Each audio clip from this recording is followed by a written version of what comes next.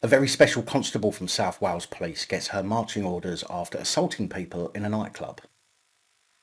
16-year-old arrested for assaulting an emergency worker, although I'm not quite convinced that he did. 15 years in prison for stealing a mobile phone. I know I'd like to see justice, but man, that is harsh. And has the Welsh First Minister admitted the coronavirus regulations are BS? This and much more coming up. Don't forget these reports are, where possible, daily Monday to Friday. Please remember to subscribe and hit that bell so you don't miss any future uploads. And if you appreciate the work I do, please consider joining the channel Patreon for as little as just £3 a month to help me continue providing this content. Well, hello ladies, gentlemen, boys, girls, innies, outies and in-betweeners. My name's Dan and welcome back to another PAP Reports. It is Wednesday the 14th of October 2020. Now I've said before, it's not what you know, it's who you know. And again, this proves the disparity in the way people are treated, as Dominic Cummings has been let off a £30,000 council tax bill. It's utterly amazing how those who can afford it get let off and those who can't get chased, harassed and have their belongings taken away. Cummings and his father built 2 properties on his land on the outskirts of Durham in 2002. Both homes also breached planning laws but have accrued some £30,000 in backdated council tax liability. After an investigation, it was determined that he did owe the money, but it's been decided that he won't have to pay the backdated amount. Instead, new charges for the properties on the outskirts of Durham will come into effect from the start of this month, following an investigation by the Valuation Agency Office. Durham County Councillor John Shuttleworth said they should have informed them, the authorities, and it should have been checked. If it was anyone else, they would be getting charged and it would be backdated, or they would be getting taken to court. It just proves there is 2 sets of rules, one for them and another for everyone else. It is not right. We have to abide by the law, and if we don't, you get put in prison or you get fined. They are just above it. A planning investigation in June, launched after complaints from members of the public, revealed the lockdown cottage at North Lodge on the A167 Darlington Road was in breach of legislation. Durham County Council said there had been historic breaches of planning building control regulations, but no enforcement action could be taken due to the amount of time that had passed. John Hewitt, Corporate Director of Resources at Durham County Council, said, "I can confirm that the Valuation Office Agency have concluded their inspection and provided us with details of the required changes to the valuation list in respect of North Lodge, where the current single assessment will be replaced with 3 entries in the rating list going forward. These changes will be implemented with effect from October the 4th, 2020, which is the date we have been instructed to apply the changes from." Instructed by who, I wonder? The date from which the rating list is to be amended is a matter for the Valuation Office Agency. We are instructed that they have made their assessment in line with the relevant legislation and custom in practice in terms of such changes in accordance with Article 3 of the Council Tax Chargeable Dwellings Order 1993. What an utterly cheeky cunt. South Wales Very Special Police Constable Abby Parry faced a misconduct hearing this week after allegations that she assaulted another person at the Bank nightclub in Rhondda last August. The panel was told that Parry barged into a woman's friend inside the club, causing her drink to spill, which led to a scuffle. Later on, the woman and Ms Parry attempted to remonstrate in the smoking area before Ms Parry assaulted her again, pulling her hair with such force that her head went back. Very Special Parry then tried to go back inside the club but was stopped by the bouncer, who was then hit in the face 2 or 3 times by Parry before she was barred. A few days after, a complaint was made about Parry, and she's said to have made a long Snapchat message to the woman apologising for what happened. When interviewed, Parry accepted that she assaulted the woman, but denied the assault on the bouncer. In the interview, she also said that she was drunk on the night in question, because that makes all the difference. Parry was later cautioned by police via a so-called out-of-court disposal. She then resigned as a special constable on September the 11th, 2019. The hearing, which took place on Tuesday, was told that Parry's actions was not compatible with modern policing. Panel Chair Stephen Gowland said the former officer clearly acted in a way that would have damaged confidence in the police. He added that if the officer was still serving, the only acceptable outcome would be dismissal. 2 allegations of discreditable conduct amounting to gross misconduct were found proven by the panel. Parry's case has since been referred to the police's barred list. Some months ago we spoke on this channel about public protection sentences, or IPPs, imprisonment for public protection sentences. They were designed to detain serious offenders, mostly sex offenders, who were perceived to be a risk to the public.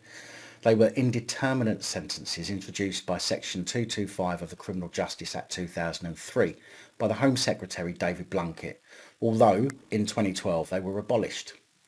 The sentences intended to protect the public against criminals whose crimes were not serious enough to merit a normal life sentence, but who were regarded as too dangerous to be released when the term of their original sentence had expired.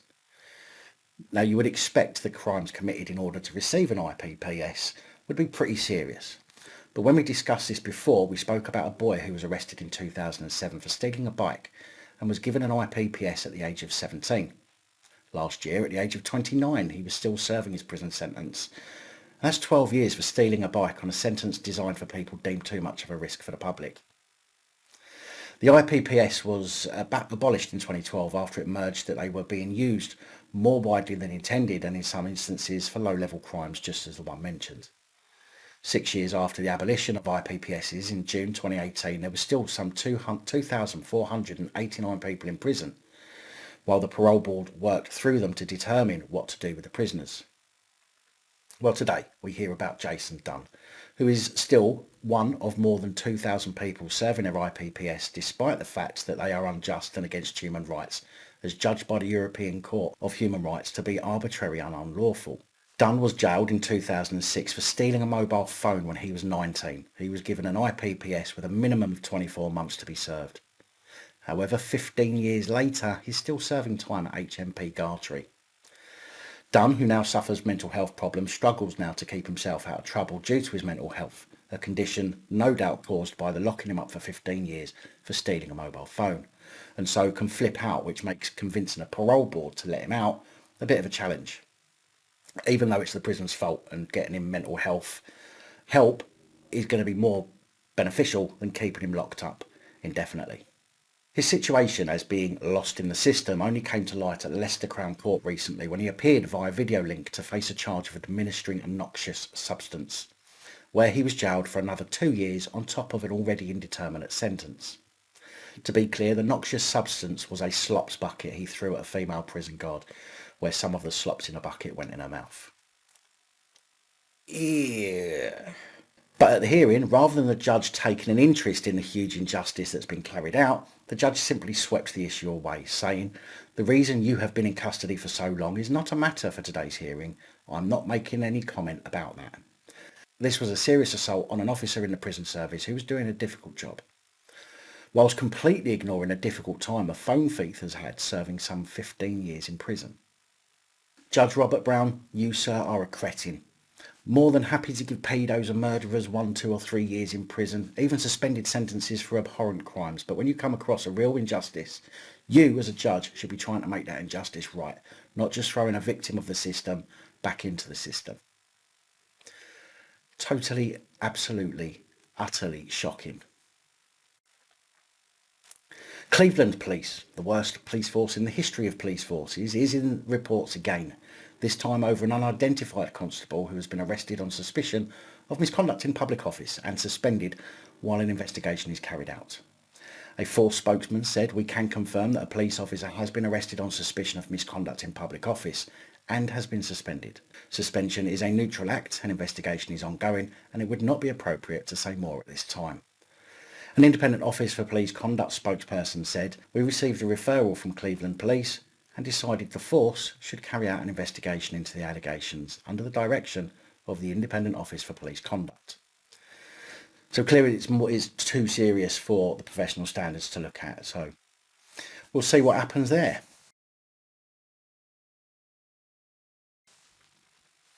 Now, a video was circulating last week showing a young boy being confronted by North Yorkshire Police in York. The video shows the boy being approached by several police constables who are trying to engage with him as he tells them to step back and keep their 2 metres distance and that he could have coronavirus. The boy, now known to be 16, was approached as he and a group were believed to be drunk and disorderly. During the interaction, one of the police constables throws the boy against a wall before the boy appears to headbutt the police constable. Although I have to be honest, and if you know me from these videos, you'll know that I don't condone assaulting people, whether that's the police assaulting the public or the public assaulting the police or each other. And I'm certainly not trying to justify any actions here from the boy, but I have watched his clip over and over, and not only can't I hear any contact being made, the cop doesn't act as though he's just been headbutted, but the boy was arrested for assaulting an emergency worker. It's also important to say the lad was allegedly found with a knife on him, and if that is the case and the police knew about it or saw it, then I can't necessarily say the action to detain the lad swiftly was wrong, although I'm not sure if the force used to put the boy against the wall was entirely proportionate, unless the lad was going for a weapon, especially as there were several police there and could easily have taken an arm each to restrain him. But although, if he had a knife, then the little cockwomble needs dealing with, I'm personally thinking that the assault charge is gratuitous, as I genuinely cannot believe from the clip that the cop did actually get nutted.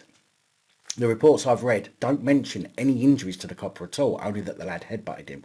And we all know the police love to play the sympathy game, so there would definitely be mention of any cuts, bruises or broken noses.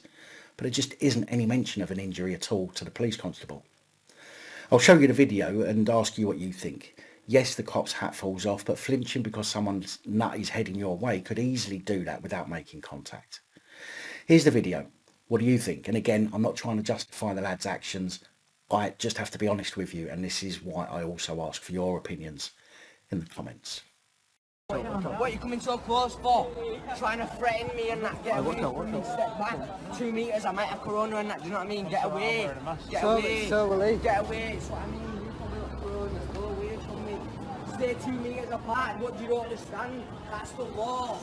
What are you doing, pal? Asking all irrational, what you doing, man? Wishing, man. No, Get off me, bro. This is what I mean, I've done nothing, tell this man. Yeah, he hasn't done that I've wrong. done nothing fucking wrong, man. He hasn't done that wrong. Watch out, you'll get big, do you? What? Look at you! Oh, he's a kid. Big. Oh, he's a kid. Big. I'm a Oh, watch out, because you'll get arrested. Look at you! I'll do you! Yeah, get away. Oh, Don't be panicking. Don't be panicking.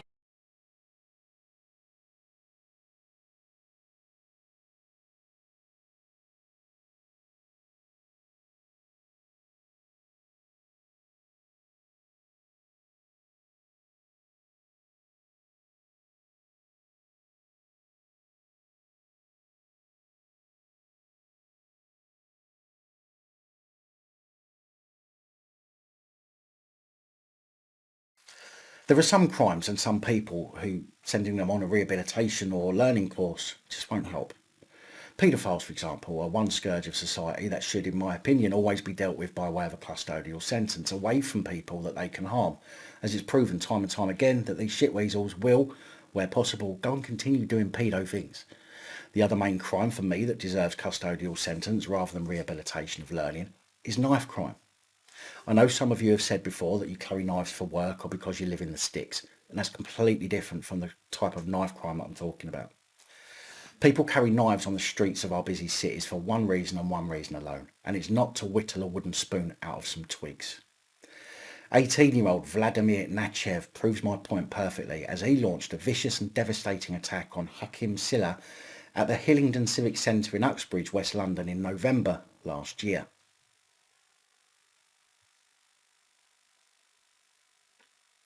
While they were on a knife awareness course.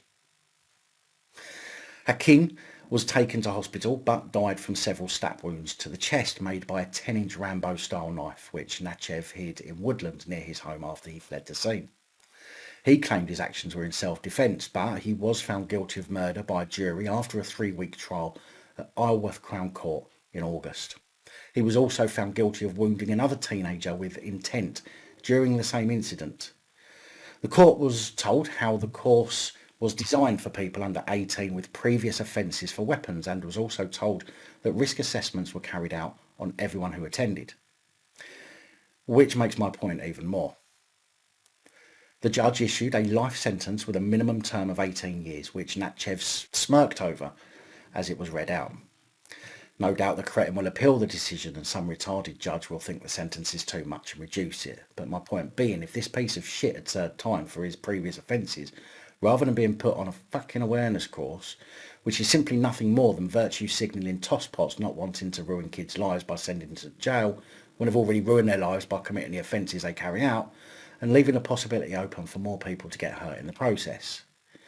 Now, of course, that last little rant was just my opinion, and I don't expect all of you to agree with what I have to say, but when you sit here reading this stuff every day, as I do for these reports, you soon build an opinion, and sometimes you just have to simply share it.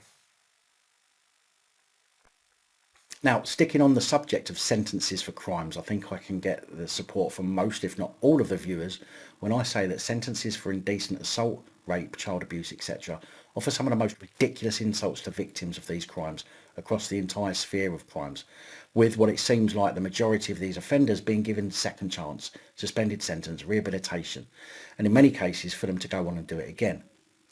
Well, it'll probably bore your piss to know that while the amount of offenders I speak about in PAP Reports, the bad bits, ever increases with suspended or laughable sentences, that a man who sold youth Oyster cards to adults for use on Transport for London has been jailed for more than 2.5 years, not suspended. That's right, folks. Horrific crimes against people, real people, members of the public, British citizen crimes which will affect these people for the rest of their days are only bested by people who defraud corporations, companies, organisations, which will ultimately make more money to cover what was lost, as well as be paid back some of what was stolen in some cases. 27-year-old Shaquille Moore is thought to have cost Transport for London about £1 million in lost revenue over a period of 8 months. It's thought, but clearly wasn't proven, or they would have had an actual figure. He offered individuals aged 18 and over the opportunity to buy photo cards that would allow them to travel at half price or free across the Transport for London network. TfL caught onto the scams after 2 employees reported suspected fraudulent activities relating to Oyster cards on social media in summer 2018. Commuters with fake IDs were found, and upon prosecution, they revealed how they had come about the photo cards. The money was then traced to bank accounts in Moore's name. After an investigation by the British Transport Police with the support of Transport for London, he was located, arrested and charged with fraud by false representation, which he pleaded guilty to and was sentenced to 2 years and 8 months in prison at Inner London Crown Court. Richard Mullings, Transport for London's head of counter fraud and corruption, said fare evasion and fraud deprives the capital's public transport system of millions of pounds of investment money that should have been used to improve the buses, tubes and roads for everyone. This latest conviction shows that we take a zero-tolerance approach to anyone defrauding Londoners. We will not hesitate to prosecute anyone who fraudulently offers for sale Oyster cards to customers who are not eligible for our discounts, and those who purchase them to deliberately avoid paying for their travel. Now, I can't find who the judge is yet, but I will keep looking because I want to know if he has ever let any paedophiles walk free. I mean, does this show the contempt that the judicial system has for the public? Does this go to show just how little you or I are thought of in law, where a corporation that supports the local authority with millions of pounds a year can get a result like that, and where those victims of horrific and despicable crimes have to live in fear because their aggressor's been allowed to walk free, or to only get a few months in prison?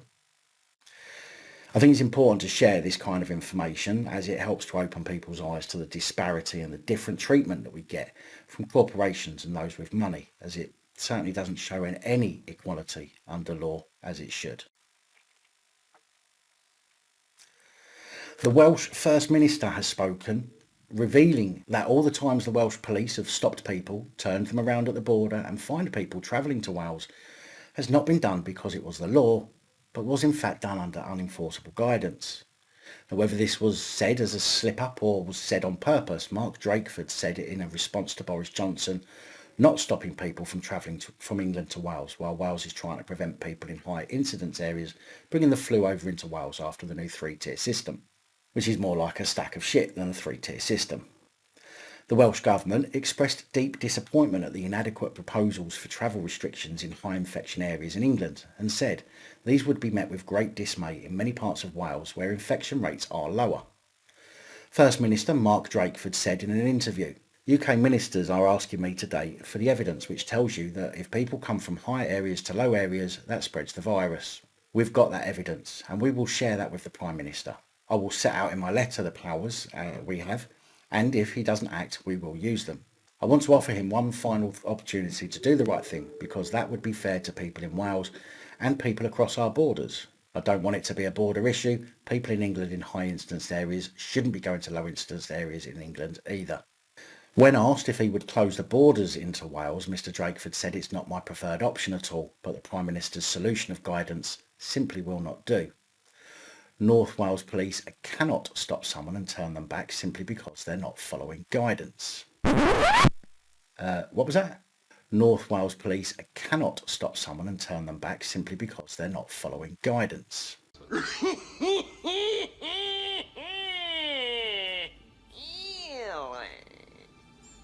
How interesting. North Wales Police and Crime Commissioner Arfon Jones said he is furious that Boris Johnson had dismissed a request to ban people from travelling from areas of England with high infection rates. People who live in Conway cannot leave the county, but people from hotspots like Liverpool, Manchester and Nottingham can travel into Conway and spend time there. The only thing the Prime Minister has said is that they're advised not to, but there is nothing to stop them from going, so I do share the First Minister's frustration on this. Policing is between a rock and a hard place on this issue. It is right in principle to do what Mr Drakeford and Mr Gething are suggesting, but it is very difficult for police to enforce it, even though we've had more money to enforce COVID regulations. But if the Welsh Government do ban people from crossing the border into Wales from England, we will do our best, along with our partners in local authorities and health, to enforce the regulations. We'd need to look at how we would enforce these rules and have a conversation with our 4 chief constables here in Wales. The demand now is as high as it was before the first COVID lockdown. We will try to encourage and educate, but if that doesn't work, we will enforce. I think there will be a lower tolerance level because people do know what the rules and regulations are by now, so there will be much less leeway for people who deliberately break the rules. I think there is an ideological difference between the devolved government and Westminster. It's the health versus wealth argument. Obviously, Westminster is concerned about the economy, as we all are, but I think the devolved nations want to put public health ahead. Well, often, if you want to put people's health first, stop playing along with the narrative. Listen to all of the scientists and see what they all have to say, rather than the select few who will ultimately say anything the government want them to say because they're being paid by them. There's currently 2,500 infectious disease epidemiologists and public health scientists from Oxford, Cambridge, Edinburgh, Stanford, Harvard and other eminent establishments who have signed what's called the Great Barrington Declaration to scrap all coronavirus restrictions and instead call for elderly and vulnerable to be shielded while the virus spreads to create herd immunity. These are experts from both the left and right side of the fence who have come together because finally they agree on something: that the current lockdown policies are producing devastating effects on short and long-term public health. The results, to name a few, include lower childhood vaccination rates, worsening cardiovascular disease outcomes, fewer cancer screenings and deteriorating mental health, leading to greater excess mortality in years to come, with the working class and younger members of society who will be carrying the heaviest burden, and that keeping students out of schools is a grave injustice. Agreeing that keeping these measures in place until a vaccine is available will cause irreparable damage, with the underprivileged disproportionately harmed. I'm going to link to the Great Barrington Declaration in the very first link in the description so you can have a read for yourselves, but this is set up, as I say, by eminent infectious disease epidemiologists and public health scientists who have nothing to gain, unlike the ones that get paid or bonuses of some description from our oppressors. Now, if that doesn't make you think, then how about we hear from David Nabarro? David Nabarro is a medical doctor who has made his career in the International Civil Service, working for either the Secretary General of the United Nations or the Director General of the World Health Organization. Most recently, from February 2020, he has helped the DGWHO deal with the COVID-19 pandemic. To list just a few of his qualifications, David was a lecturer in nutrition and public health at the London School of Hygiene and Tropical Medicine, senior lecturer in health systems at the Liverpool School of Tropical Medicine, senior health advisor for East Africa, chief health and population advisor, director for human development in the UK Department for International Development, executive director at the World Health Organization, Special Representative of the World Health Organization, Director General for Health Action in Crisis. I don't think I need to go on, but you can find a whole list of his qualifications with a simple Google search. This is what he had to say. Really important point by Professor Gupta. I want to say it again.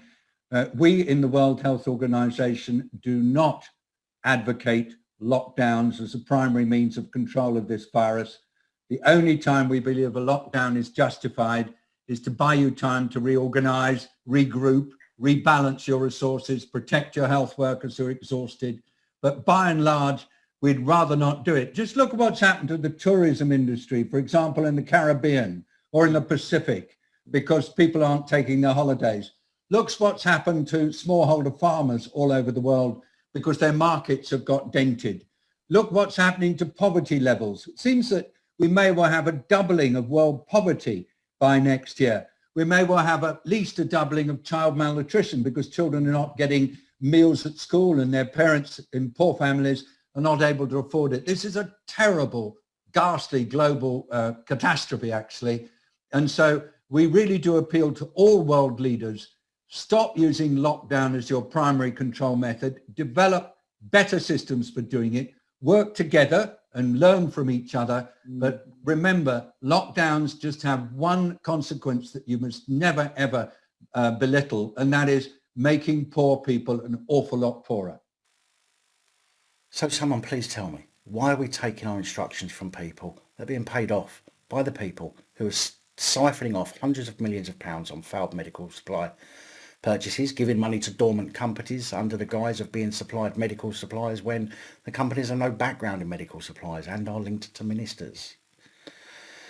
I'm not for a moment, and I never have, denied the existence of COVID-19. And yes, if you have been unfortunate enough to have been one of those who has actually lost somebody to COVID-19, then of course you're going to argue that it is a terrible virus. But come on, think clearly. As horrific as it is to lose someone you love, it's almost certain that they had underlying health conditions. It's almost certain they were in the older age range. And it's probably almost certain that the seasonal flu could have had the same effect on them.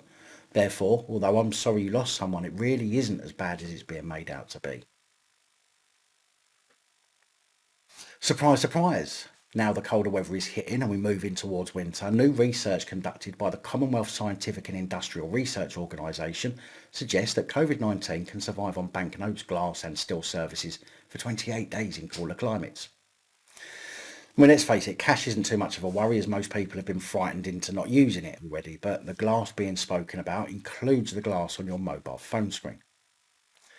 Interesting that they bring up the only device you carry with you literally all of the time and touch hundreds of times a day. A device you're actively being encouraged to use to log in at venues on the track and trace, so ultimately a device you literally cannot do anything without. Coincidence? Tinfoil hat time. I'm not so sure it's a coincidence, but rather a cleverly planned move to keep the virus narrative running. Findings are said to show that SARS-CoV-2 lasts for up to 10 days longer than influenza on these surfaces. A revelation said to have come after several businesses in Australia participated in a trial after forcing people to use contactless payments, some of which are done using Apple or Android Pay, a mobile phone, which is high risk, apparently. Currently in Australia, total cash payments has fallen to just 20% of all transactions. Dr. Debbie Eagles, Deputy Director at the Australian Centre for Disease Preparedness, revealed the results of the analysis will contribute to the nation's COVID-19 response.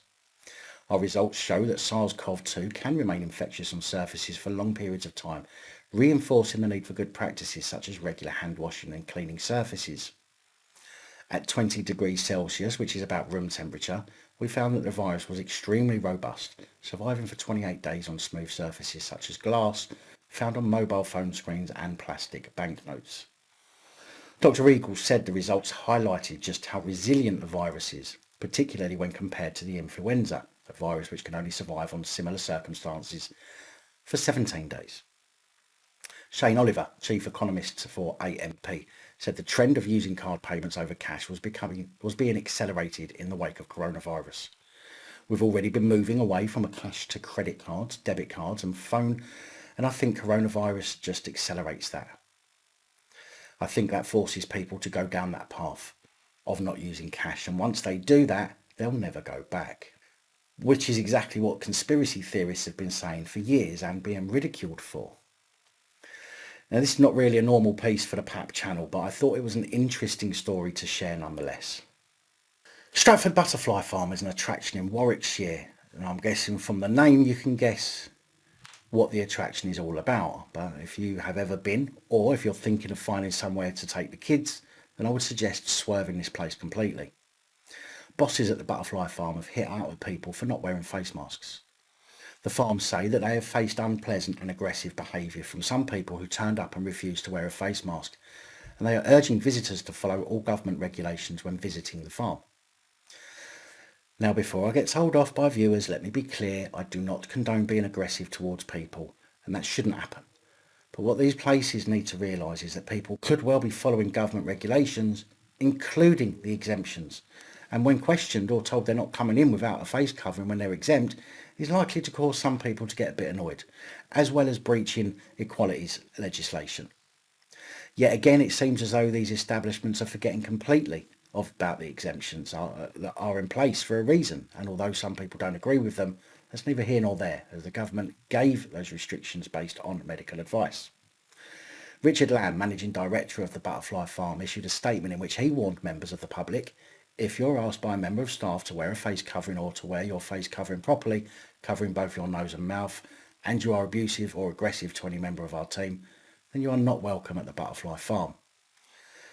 Now, if people are abusive or aggressive, then yeah, fine. If it's unwarranted, however, some people with social anxiety issues, autism, etc., trigger easily and could flip out if ordered to put a mask on, or if they're not coming in.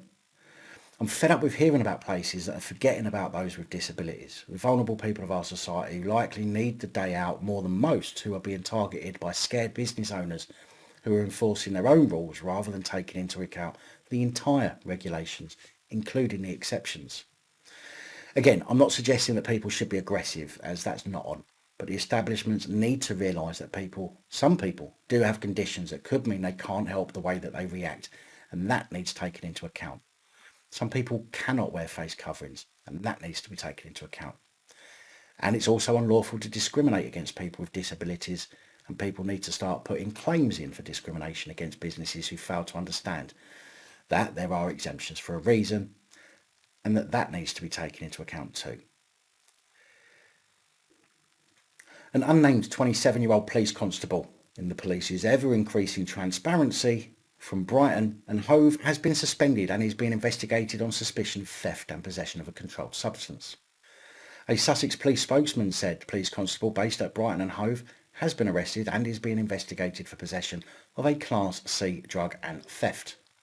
The 27-year-old man was arrested on Saturday, April the 4th, and since been released. Under investigation while inquiries continue, he is suspended from duty. A spokesman for the Independent Office for Police Conduct said, having carefully considered a referral from Sussex Police in April, we decided the matter was suitable for a local investigation by the force. On the 12th of May and the 9th of July, we spoke about Dorset Police Constable Timothy Bremer, attached to the National Police Air Service, who was charged with murder after he and a woman he was having an affair with were both found injured in a pub car park in West Parley. Bremer, originally from Canada, allegedly attacked nurse Claire Parry and strangled her in the car park before he cut his wrists in what appeared to be a failed attempt to kill himself. Nurse Parry was actually married to one of Bremer's colleagues in the police. When the alarm was raised, police and ambulance arrived at the scene and took Nurse Parry to the Royal Bournemouth Hospital, where she sadly went on to die. Bremer appeared at Winchester Crown Court in July, where he denied murder but instead entered a plea to manslaughter. A post-mortem exam concluded the cause of death was brain injury as a result of neck compression. Although Bremer pleaded guilty to manslaughter, the prosecution refused to accept that plea, and the case had to go to trial, which began 2 days ago on the 12th of October, where Richard Smith QC prosecuting told Salisbury Crown Court that 41-year-old Bremer was described as a womaniser and had been having an affair with Nurse Parry for 10 years. It was revealed that Nurse Parry had believed that her relationship with her husband was coming to an end, and as was her relationship with Bremer, and was said to have used a fake profile on Facebook to search Bremer, where she became convinced he had had at least 2 other affairs. The prosecutor told the court that on Nurse Parry's phone was a note written to Bremer's wife. Yep, he was also married at the time, and she was a cop too. The note is said to have read, "Dear Martha, what I'm going to say is likely to come as no surprise to you. I'm figuring you have always suspected but tried to ignore. There is no easy way to say it, but put simply, your husband is a man whore. Myself and others have fallen victim to his words and charms, his promises of being in a loveless marriage, to only staying for the sake of your children. He sucked me in years ago and made me believe he and I had a future until he realised you were pregnant. He didn't tell me about you at first, that he was married, and when I found out, he told me he was going to leave. I've since realised I was not the only one he has weaved this story to. There are at least 2 more. He tells us that we are special, that he had fallen in love with us." The court was told that Bremer met Miss Parry in a car outside the Horns Inn in West Parley in Dorset, where after an argument he strangled her with such force that he broke a bone in her neck.